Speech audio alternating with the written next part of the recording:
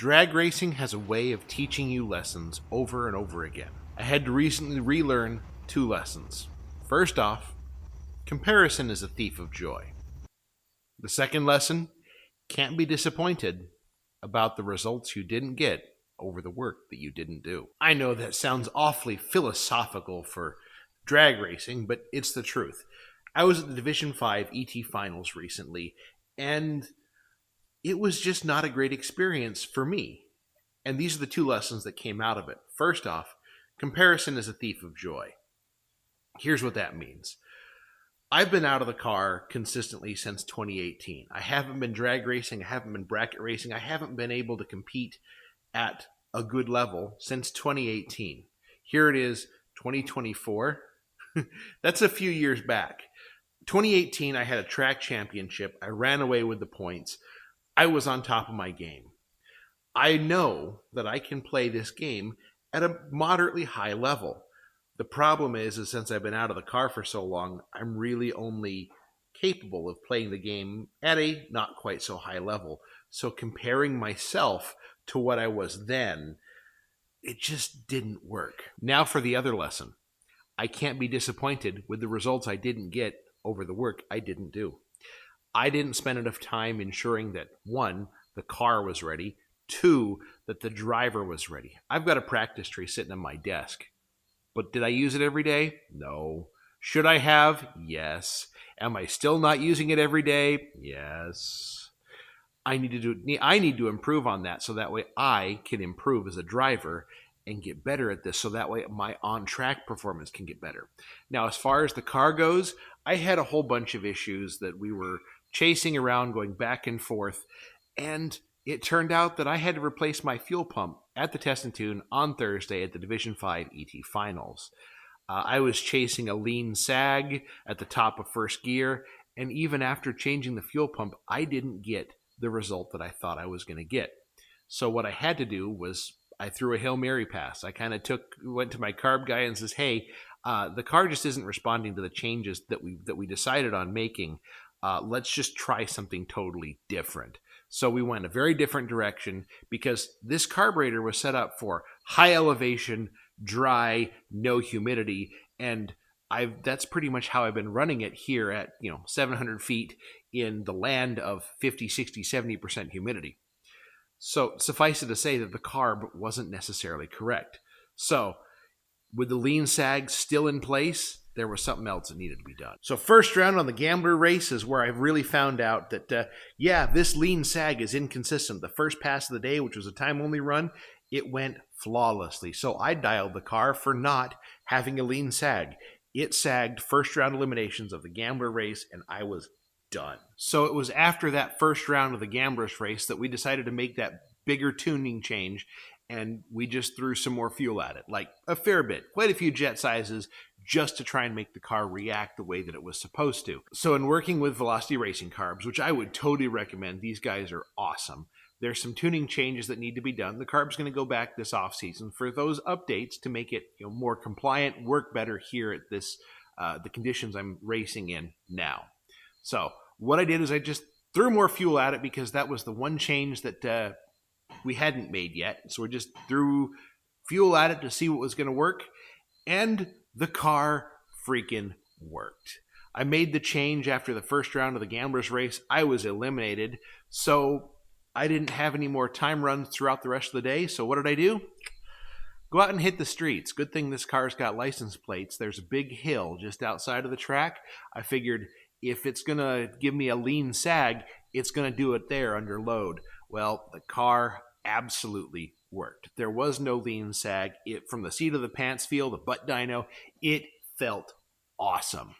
So going into first round on Saturday, which is the team eliminations race. This is the race where if you win, you're going to the ET Finals in Las Vegas for the NHRA. Because of weather, because of various things, because of time involved, because of the ambulance didn't show up on time, various whole pile of things, we were not able to get a time trial in that day. So I knew right off the bat that this was going to be an interesting day, and I knew the car was going to react faster, so I had to dial it for what I thought the car was going to be able to put down. I did the best I could to guesstimate that. Boy, was I way off. But that wasn't the main issue. The main issue is the driver hadn't put in the work to do the things to be able to be comfortable hitting the tree consistently. So, here's what happened. Alrighty, here we are for the Division 5 ET Finals. This is the team race. Winner of this goes on to the National Race in Las Vegas. I have been fighting the car for days on end. I think I got them fixed. I've got that white Chevrolet Colorado in the other lane, dialed at an 1189 or so.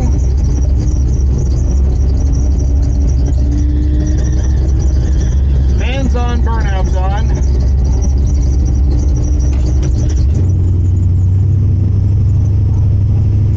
Let's get it done.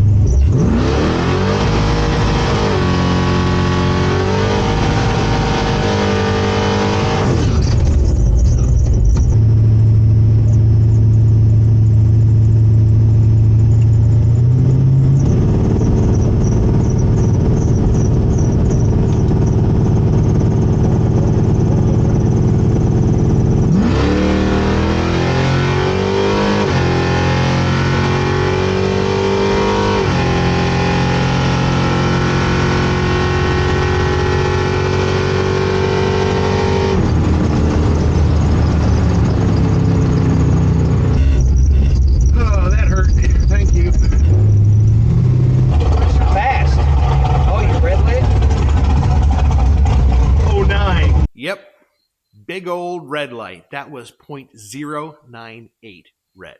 That was very red. To be able to be that far red, I didn't even see the third yellow. For this car to react, I need to make sure that I see the third yellow, and then I'm going to be green. That's just the way it works with this car. So I have to see the third yellow to be on the gas, and then I'm green. I don't know what happened. A driver was, doing something funky. So that was very red, 0.098 red. And the good news is, good news, bad news. The good news is the car absolutely worked. I picked up 03 on the 60 foot, which tells me that lean sag was gone. We threw some fuel at it, and it just absolutely responded the way that it was supposed to. And I wound up going a little over 1/10 of a second under my dial-in, but because I went red, I figured, what the heck, I'm just going to run it out and get some data. And if that's the change that the car needs to make, so be it. And now I'm able to take that data, take it to my carb guy and say, okay, we have this right now. This is what it did. This is how it reacted. Let's make sure we can get this right for the next go-around.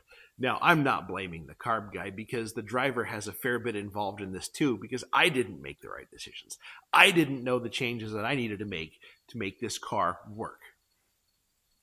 I'm not the most proficient carb tuner in the whole wide world, which is why I have people that are. I know enough to be dangerous. I know enough to tune my street stuff.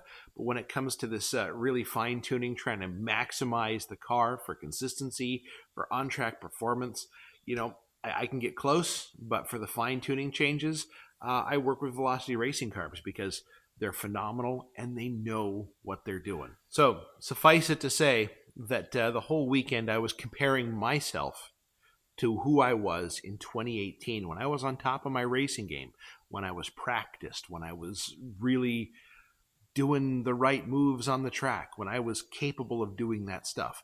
I know that I can get back to there. It's just going to take some work. And the first and foremost thing that I have to do is put in the work, so that way I'm not red. Because if I'm red, I'm taking myself out of the game every time.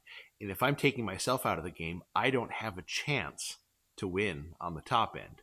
So, first and foremost, I got to hit the tree every day through the rest of the off season, or at least extremely consistently, a couple of times a week. I got to put in the work.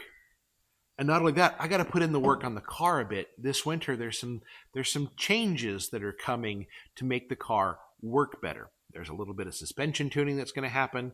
There's a little bit of tuning adjustments that we're going to make this thing work better on track here at this elevation, at this weather. I tell you what, there's a lot of things coming for this car that are going to make it better next season. And there's a lot of things coming for the driver too that are going to make him better next season. Let's get out to the garage and go build something. We'll see you later.